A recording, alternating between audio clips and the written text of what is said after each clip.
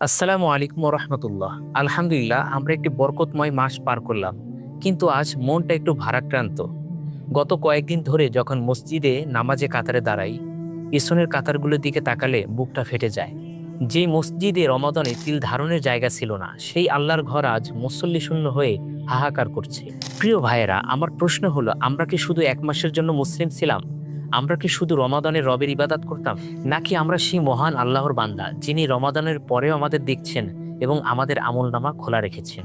ও আবুদ রব্বাকা হাত্তা ইয়াতিয়াকাল ইয়াকিন, তোমার রবের ইবাদত করতে থাকো যতক্ষণ না তোমার মৃত্যু আসে। রমাদানে আমরা সবাই মিলেমিশে থাকতাম, ইফতারের আগে একে অপরের খোঁজ নিতাম, সামাজিক কাজে অংশ নিতাম, প্রতিবেশীকে সাহায্য করতাম। কিন্তু এই দেশ শেষ হতেই আমরা যেন আবার আমাদের স্বার্থপর খোলসে ঢুকে গেছি। মসজিদগুলো আজ একা হয়ে পড়েছে। মনে রাখবেন, কবুল হওয়া রমাদানের সবচেয়ে বড় লক্ষণ হলো রমাদানের পরের জীবন আগের চেয়ে উন্নত হওয়া। যদি রমাদানের পর নামাজ ছেড়ে দেন, দান বন্ধ করেন, প্রতিবেশীর খোঁজ না নেন, তাহলে কি সেটা শুধু না খেয়ে থাকা ছিল? আপনি কি শুধু ক্যালেন্ডারে পাতা উল্টালেন, নাকি নিজের চরিত্রটাকেও বদলাতে পারলেন? আহাব্বুল আমালি ইলাল্লাহি আদওয়ামুহা ওয়া ইন কল্লা। আল্লাহর কাছে সবচেয়ে প্রিয় আমল হলো সেটি যেটা নিয়মিত করা হয়, যদিও পরিমাণে অল্প হয়। আজ আমি আপনাদের একটি বিশেষ দাওয়াত দিতে চাই। রমাদানে আমরা যে রুহানি শক্তি অর্জন করেছি, তা শুধু নিজের মাঝেই সীমাবদ্ধ রাখলে চলবে না। আমাদের এখন ময়দানে নামতে হবে। প্রতিটি মহল্লায় উদ্যমী যুবকদের একটি দল তৈরি হোক, যাদের মিশন হবে সৎ কাজের আদেশ ও অসৎ কাজের নিষেধ। যারা রমাদানে কাঁধে কাঁধ মিলিয়ে নামাজ পড়েছিলেন কিন্তু এখন আর মসজিদে আসছেন না, হাসি মুখে তাদের বাড়িতে যান, কুশল বিনিময় করুন। তাদের মনে করিয়ে দিন যে আল্লাহর ঘরের দরজা সবসময় তাদের জন্য খোলা। আমাদের এই ভালোবাসা যেন তাদের আবার সিজদায় ফিরিয়ে আনে।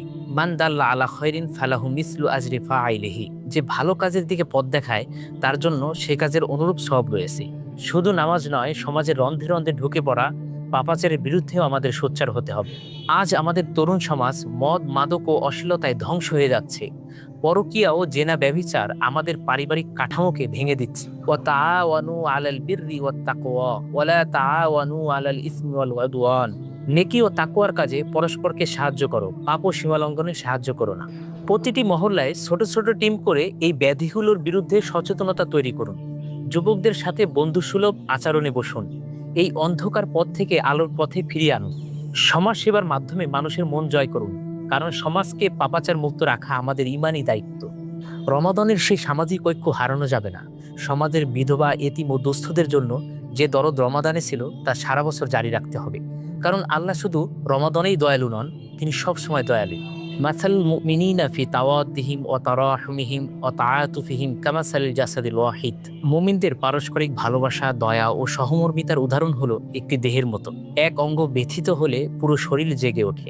নবীজি সাল্লাল্লাহু আলাইহি সাল্লাম বলেছেন, আল্লাহর কাছে সেই আমল সবচেয়ে বেশি প্রিয় যা নিয়মিত করা হয়, যদিও তা পরিমাণে অল্প। সব আমল একসাথে ধরে রাখা হয়তো কঠিন, কিন্তু আসুন আজ থেকে 4টি কাজের প্রতিশ্রুতি করি। 1 নম্বর, ফজর ও ইশার জামাত। অন্তত এই দুই ওয়াক্ত যেন কোনোভাবেই জামাত ছাড়া না হয়। ইন্না সলাতাল ফাজরি কানাত মাশহুদাতান। নিশ্চয়ই ফজরের নামাজে ফেরেশতারা উপস্থিত থাকেন। 2 নম্বর, সপ্তাহে একটি সামাজিক কাজ।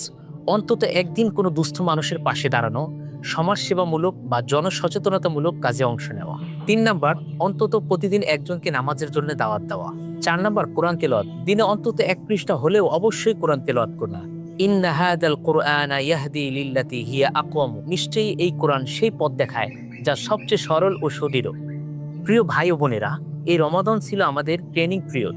এই ট্রেনিং এর আসল পরীক্ষা শুরু হয়েছে এখন এই 11 মাসে। আসুন মসজিদগুলো আবার আবাদ করি, মানুষের সেবায় নিজেদের বিলিয়ে দেই। মনে রাখবেন, কবুল হওয়া রমাদান মানেই হলো একটি বদলে যাওয়া জীবন।